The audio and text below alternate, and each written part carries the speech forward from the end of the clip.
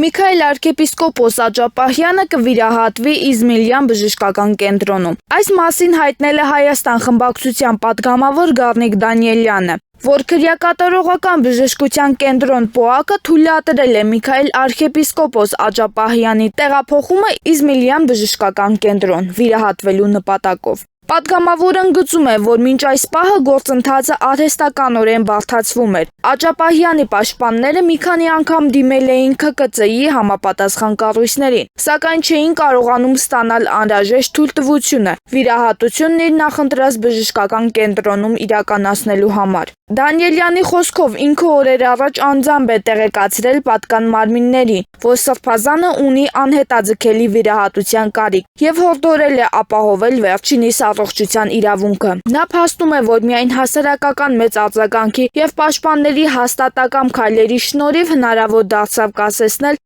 անարդարացի մոտեցումը, նշել է Գառնիկ Դանիելյանը։